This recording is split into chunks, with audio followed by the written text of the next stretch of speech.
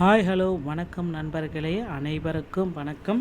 TRP மற்றும் பள்ளி கல்வித்துறையில் வந்திருக்க முக்கியமான தகவல்களை பற்றி இந்த ஒரு வீடியோவில் நாம் இப்பொழுது முழுமையான தகவலை பார்க்கலாங்க. டிஆர்பி மற்றும் பள்ளி கல்வித்துறையில் தற்சமயம் பார்த்திங்கன்னா 7499 தற்காலிக பணியிடங்கள் நிரந்தரம்.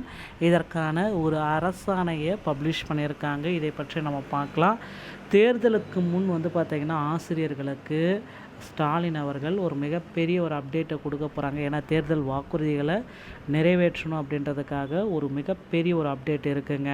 டெட்டோடைய நீதிமன்ற வழக்கில் சில முக்கியமான தகவல்கள் வந்திருக்கு. இது எல்லாமே இந்த வீடியோவில் நான் உங்களுக்கு கிளியராக சொல்ல போகிறேன். நீங்கள் நம்முடைய சேனலை முதல் முறையாக பார்க்குறீங்க அப்படின்னா மறக்காமல் ஒரு சப்ஸ்கிரைப் அண்ட் பெல்லை கிளிக் பண்ணி வச்சுக்கோங்க.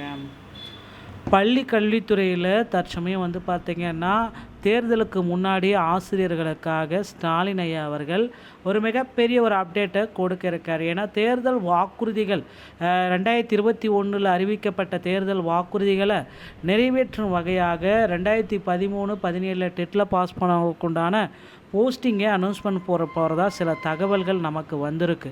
ஸோ அதனால் வெயிட் பண்ணிகிட்ருக்காங்க. டெட் ஆசிரியர்களுக்கு ஒரு மகிழ்ச்சியான செய்திகள் வர இருக்குது. இன்று இல்லைன்னா நாளை இதற்கான அப்டேட் வரக்கூடிய திங்கட்கிழமை, அதாவது இந்த மார்ச் மாதம் 23ஆம் தேதி இதற்கான ஒரு மிகப்பெரிய அளவில் அப்டேட் வெளியிடுவாங்க அப்படின்றது எதிர்பார்க்கப்படுதுங்க.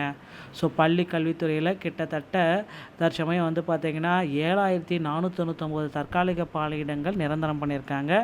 தமிழக பள்ளி கல்வித்துறையில் தொடர் நீட்டிப்பு பெற்று வந்த ஆசிரியர் அல்லாத 7499 தற்காலிக பணியிடங்கள் நிரந்தர பணியிடங்களாக அறிவிக்கப்பட்டு ஒரு அரசாணை வெளியிடப்பட்டுள்ளது. தமிழக பள்ளி கல்வித்துறையில் தொடர் நீட்டிப்பு பெற்று வந்த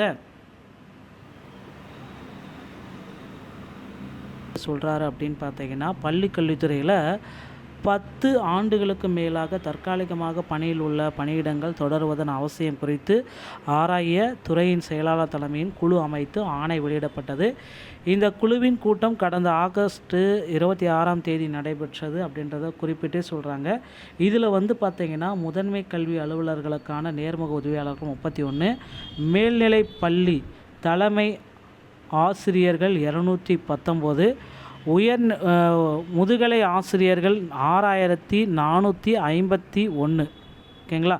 உடற்கல்வி இயக்குனர் நிலை 1ல் 26, பட்டதாரி ஆசிரியர்கள் 664, ஆசிரியர் மற்றும் ஆசிரியர் அல்லாத பணியிடங்கள் என மொத்தம் 7499 பணியிடங்கள் நிரந்தர பணியிடங்களாக தொடரலாம் அப்படின்ற ஒரு சரண் விடுவிச்சிட்டாங்க.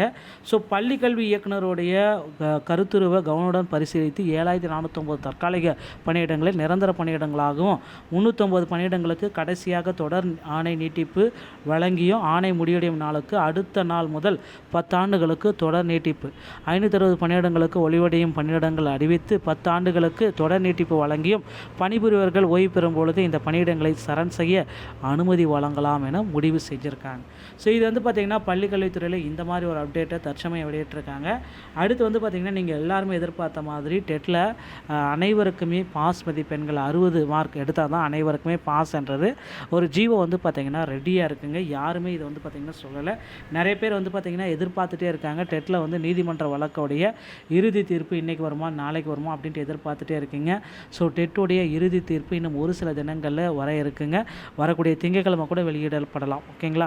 ஸோ இந்த ஜீவோ பார்த்திங்கன்னா அனைத்து கம்யூனிட்டிக்குமே 60 மார்க் அப்படின்ற ஒரு அப்டேட் கொடுக்குறாங்க. அதே போல் தான் நியமன தேர்வுகள் இல்லாமலே ஆசிரியர்களை நேரடியாக நியமிக்கிறதுக்கு ஒரு புதிய அரசாணையை ரெடி பண்ணிகிட்டு இருக்காங்க.